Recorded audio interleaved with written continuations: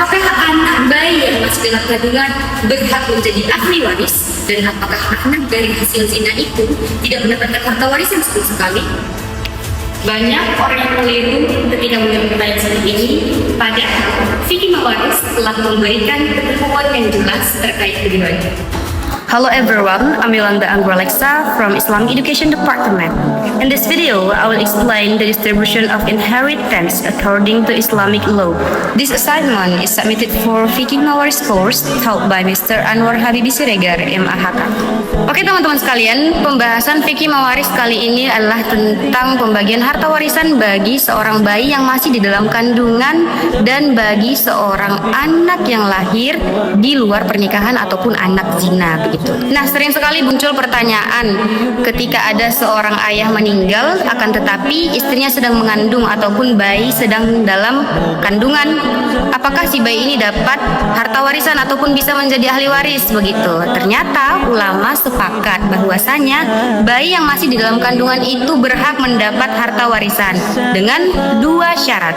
Syarat yang pertama itu adalah si bayi harus sudah ada di dalam kandungan ibunya ketika si pewaris itu meninggal begitu. Nah, barangkali ada pertanyaan berapa sih usia janin yang sudah berhak menjadi ahli waris? Nah, di dalam medis sekurang-kurangnya janin dapat ditentukan ataupun seorang ibu dapat dinyatakan hamil itu ketika masuk minggu kedua ataupun masuk 2 sampai 4 minggu begitulah. Nah, ketika si bayi ini ataupun ketika si ibu ini sudah hamil walaupun jangka 2 minggu saja tapi memenuhi syarat yang tadi, dia hamil ketika si pewaris meninggal, itu sudah masuk ke dalam ahli waris. Si bayi tadi ataupun si janin tadi sudah masuk ke dalam kategori ahli waris. Nah, syarat yang kedua adalah si janin ataupun si bayi yang di dalam kandungan ibunya tadi itu lahir dalam keadaan hidup ataupun selamat begitu ya. Kalau misalnya si bayi yang lahir itu hanya hidup 1 hari, bagaimana? Apakah dia tetap mendapat harta warisan? Jawabannya adalah iya. Si bayi tetap mendapatkan harta warisan walaupun hanya hidup 1 jam begitu.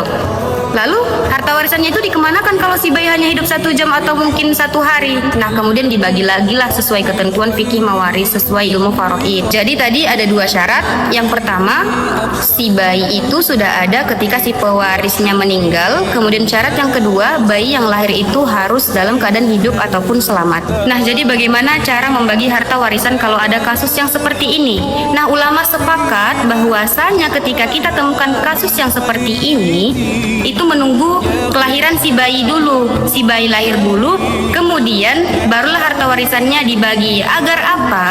Agar kita tahu si bayi ini yang lahir ini apakah dia laki-laki atau dia perempuan, atau mungkin kembar 2 orang laki-laki atau kembar 2 orang perempuan, atau bisa jadi 1 orang laki-laki 1 orang perempuan, agar kita tahu jelas pembagiannya begitu. Jadi ditunggu lahir dululah si bayi ini. Pada saat posisinya seperti ini, seorang ibu lagi hamil itu kan itu hartanya mauquf ataupun tertahan ya, belum dibagi. Nah, jadi siapa yang memegang harta warisannya begitu. Nah, jadi itu dilakukanlah musyawarah antar zawil furud. Siapa yang disepakatilah siapa yang ingin bukan yang ingin ya, siapa yang bisa memegang harta warisannya sebelum si bayi lahir. Nah, selama proses ini harta warisannya tidak boleh jual belikan, tidak boleh digunakan, tidak boleh di otak-atik lah istilahnya. Kemudian kalau ternyata ada si zawil furud yang mendesak untuk mendapat harta warisan, misalnya saya sudah sangat butuh harta warisan itu dibagi sekarang juga, itu bagaimana? Apakah boleh dibagi saat itu juga atau harus tetap menunggu si bayi lahir gitu, sementara keadaan sudah sangat terdesak istilahnya, kalau tidak ada harta itu tidak bisa makan lagi begitu. Kalau untuk hal yang seperti ini itu ulama berbeda pendapat. Ada yang bilang boleh, ada yang bilang tetap harus menunggu kelahiran si bayi tadi. Kalaulah terjadi hal yang seperti ini, ada zawil furud yang sangat terdesak ingin dibagi harta warisannya saat itu juga, bagaimana cara pembagiannya? Nah, jadi ada 6 dugaan. 6 dugaan untuk si bayi yang sedang di dalam kandungan tersebut. Dugaan pertama adalah apakah dia seorang anak laki-laki. Dugaan kedua, apakah dia seorang anak perempuan. Dugaan ketiga adalah apakah dia 2 orang anak laki-laki. Dugaan keempat adalah apakah dia 2 orang perempuan Dugaan kelima adalah apakah dia satu orang laki-laki dan satu orang perempuan. Nah, dugaan yang terakhir adalah apakah si bayi ini meninggal. Nah, jadi dari 6 dugaan tadi, manakah dugaan yang harus digunakan ketika ingin membagi harta warisannya saat itu juga? Digunakanlah dugaan yang paling merugikan si pewaris tadi. Gunanya apa? Agar si anak yang di dalam kandungan tadi mendapatkan haknya. Jadi dugaan yang paling merugikan si pewaris adalah 2 orang anak laki-laki ya, ataupun keduanya jadi termasuk ke asobah. Kemudian dibagilah bagian si ibu berapa, bagian si istri berapa. Kemudian dihitunglah berapa bagian zawil furud ya perorangannya. Nah, kalau misalnya si anak yang lahir tadi itu tidak sesuai dugaan. Misalnya tadi dipakai dugaan yang si dalam kandungan itu si anak ada 2 orang laki-laki, ternyata yang lahir cuman 1 orang laki-laki, begitu ya. Jadi dia dihitung kembali menurut bagiannya masing-masing, dihitung ulang begitu maksudnya ya. Begitu juga kalau yang lahir seorang anak perempuan, kalau dugaannya tadi 2 orang anak laki-laki, tiba-tiba yang lahir ternyata 1 orang anak perempuan, kemudian dihitung lagi sesuai ilmu faraid. Oke, kita masuk ke contoh kasus ya. Misalnya, seseorang meninggal dunia dengan meninggalkan ahli waris berupa ayah dan istri yang sedang mengandung. Nah, total harta warisannya itu yang ditinggalkan adalah 48 juta. Apabila bayi yang lahir itu diperkirakan laki-laki, maka ayah memperoleh 8 juta. Kemudian si istri memperoleh 6 juta dan anak memperoleh 34 juta. Kenapa? Karena si anak ini yang lahir adalah laki-laki dan si anak ini adalah asobah. Tapi apabila bayi yang diperkirakan itu perempuan dan ayah memperoleh maka ayah memperoleh 18 juta. Kemudian istri memperoleh 6 juta dan anak perempuan memperoleh 24 juta. Nah, perbedaan inilah yang menunjukkan seberapa pentingnya memperhitungkan berbagai kemungkinan sebelum pembagian harta warisan. Karena kalau salah hitung nanti kan ada yang tidak mendapatkan haknya, begitu. Kita masuk ke perhitungan ya, bagaimana cara menghitungnya. Oke, jadi tadi yang meninggal itu adalah si suami. Meninggalkan ahli waris yang pertama ada ayah, yang kedua istri yang sedang mengandung seorang anak laki-laki. Jadi bagaimana pembagiannya? Di dalam Al-Quran telah ditetapkan bahwa bagian seorang ayah itu adalah 1/6, bagian istri adalah 1/8, dan bagian anak laki-laki adalah asobah. Jadi kita carilah KPK dari 6 dan 8 ini bertemunya di mana? Ternyata bertemunya di angka 24. Kemudian dari mana angka 4 dan 3 ini dan 17 ini? Caranya seperti itu. 1/6 dikali 24. 24 dibagi 6 sama dengan 4. Kemudian 4 dikali 1. Jadilah di sini asal masalahnya itu 4. 8 ini untuk bagian istri ya. Dikali 24. 24 dibagi 8 itu adalah 3. 3 dikali 1 3. Makanya di sini tertulis 3. Kemudian dari mana 17 ini datang? Yaitu 4 jumlahkan si 4 dan 3 ini.